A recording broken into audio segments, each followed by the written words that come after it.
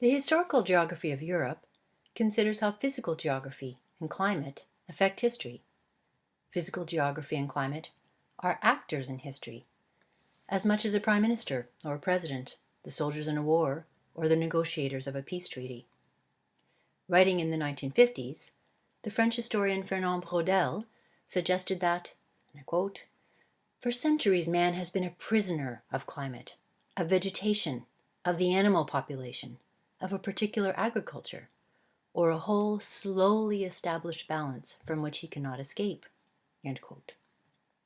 This school of history, called the Annales historians, consider that physical geography and climate determine, to some extent, the history of a region and how history will unfold.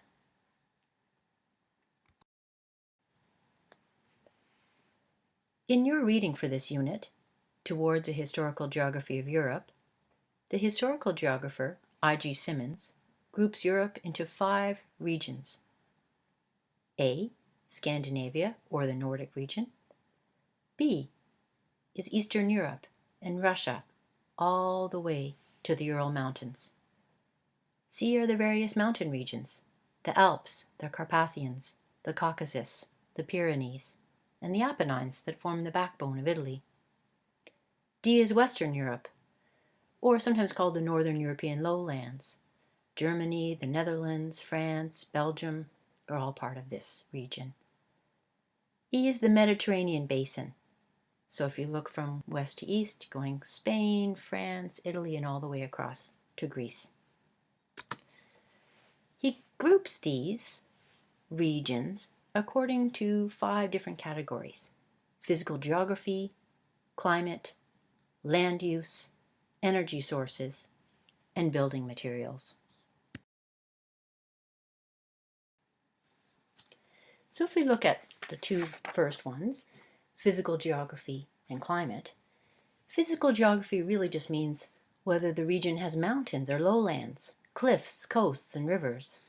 In Europe, probably the 2 most dominant features are the lowlands, the Northern European lowlands as indicated on this map, from the Netherlands, Belgium, and France across to Germany, or the mountain ranges such as the Alps, all the way east to the Carpathians that separate Northern Europe from Southern Europe.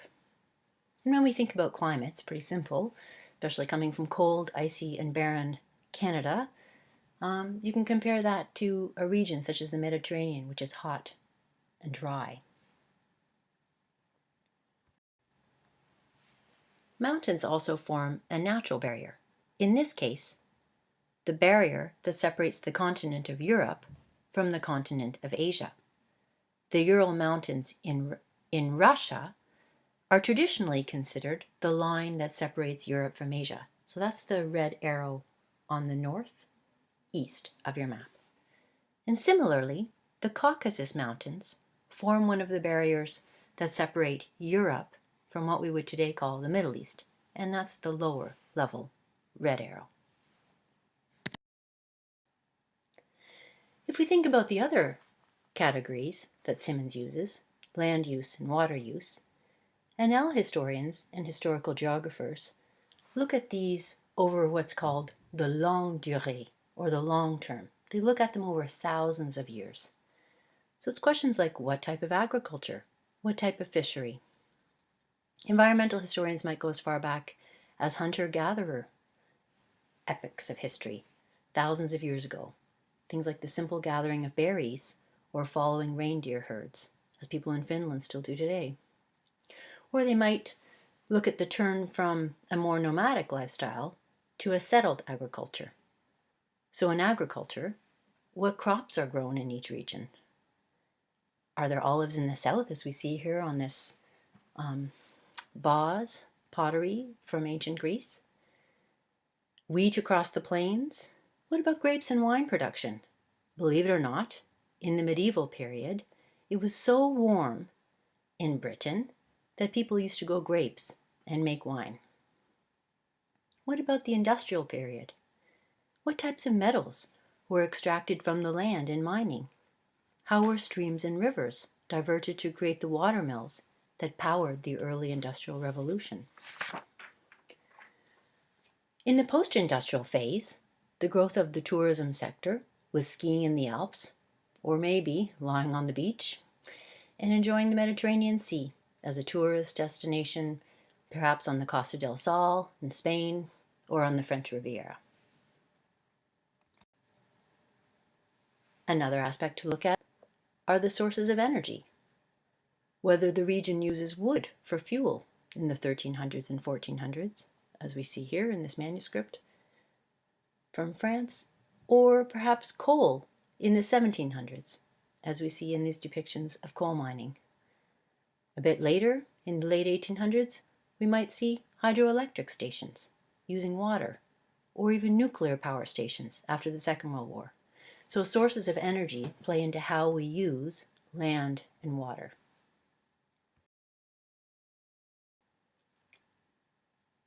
And what about building materials? What building materials were used to construct houses? These are different in each region.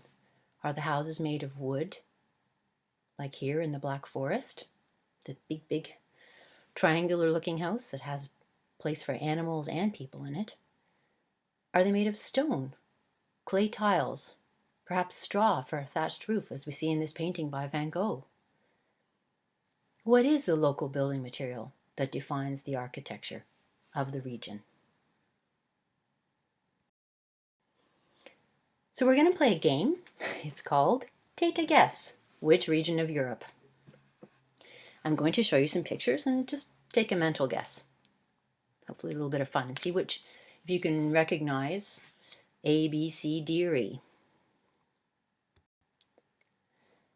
So just admire for the moment the beautiful blue sea before imagining yourself trying to get up that coastline, trying to get up that steep cliff. This would be an area, perhaps, for good military or naval defense. You can see the boats coming, just like you can see the fishing boats and what the local food sources might be. So there's the deep blue sea. Here you see it even better. The deep blue sea and the steep coastline. And here a lovely staircase has been built to get up. Not so easy in the other picture. You might also see these lovely colorful fishing boats in the bay and the whitewashed houses made of stone against the blue sea and the sky.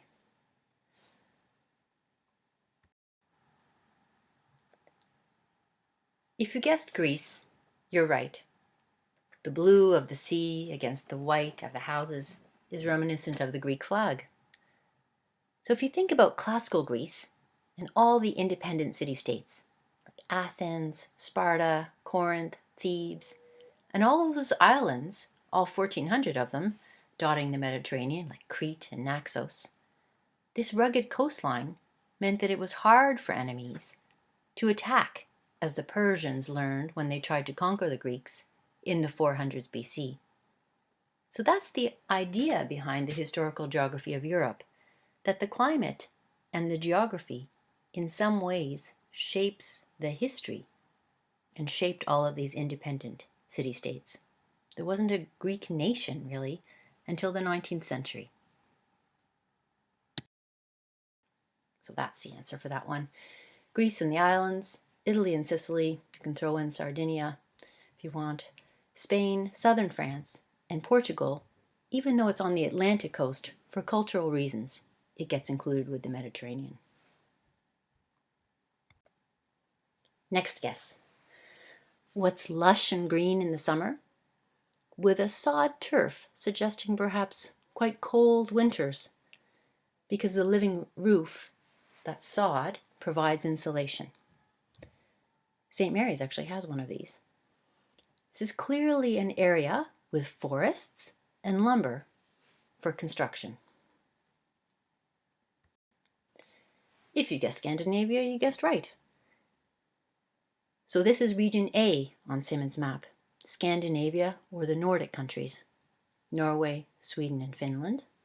And this particular example is Skansen, which is an outdoor museum in Stockholm, Sweden. And just a quick note, sometimes we call these the Nordic countries, sometimes we call them Scandinavia. Geographically, Denmark gets included with Scandinavia, even though it's geographically part of that low-lying area in Northern and Western Europe. Next guess. Do you feel like bursting into song? Are the hills alive with the sound of music? Can you see Maria and Captain Von Trapp? Perhaps you can hear the cowbells. We see the cows here, and that might remind you of World Cup races in alpine skiing. Here we're looking at the Central Alps in Austria. If you guessed Austria, hopefully you got the hints. You guessed right. So this whole area here, the Alps, really form a border between Switzerland, Germany, Austria, Italy, and Slovenia. These mountain ranges create a natural border, and so Simmons designates all the various mountain regions in Europe with the letter C. Here's another mountainous region. Have a guess at this one. Look at the stone building materials. Does it look dry to you? Can you see vines? Have a look at the roof tiles, the clay roof tiles. These are perhaps typical of the Mediterranean. This is the Pyrenees, which forms a natural border between France to the north and Spain to the south. And from this trail, in the little picture on the left-hand side, you can actually hike from one country, in this case you're sitting in Spain, and you can hike over the Pyrenees into France.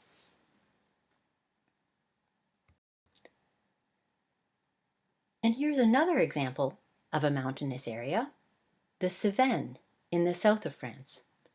And here, as in many mountainous regions, the shepherds practice what's called locally in France, transhumance. And that's really just the practice of adapting their pastures, their pasture lands, for their flocks. So the animals spend the hot Mediterranean summer in the mountains where the air is cooler. And then the shepherds bring their sheep or goats down into the valleys in winter, so it's not so cold from the altitude. The Alps, the Pyrenees, the Cevennes, all those are examples of Region C on Simmons' map. These are natural borders. The borders of Switzerland, Austria,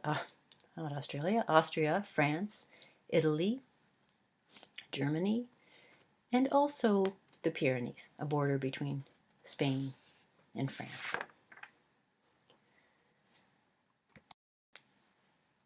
Next guess. Lots of trees, wooden building materials.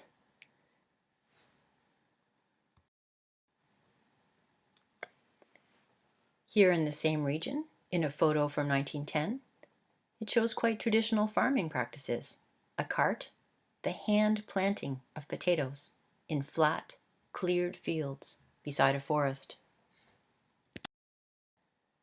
In the same region, we see woodcutters in 1909, so there's clearly a lumber industry. From 1907, this photo of a peasant woman breaking flax gives you a sense of some of the crops. And look at the thatched roof for insulation in the background. So it's an area that's flat and cold. If you guessed Russia before the revolution, you guessed right. Last guess. Here are two photos from two eras of 20th century history.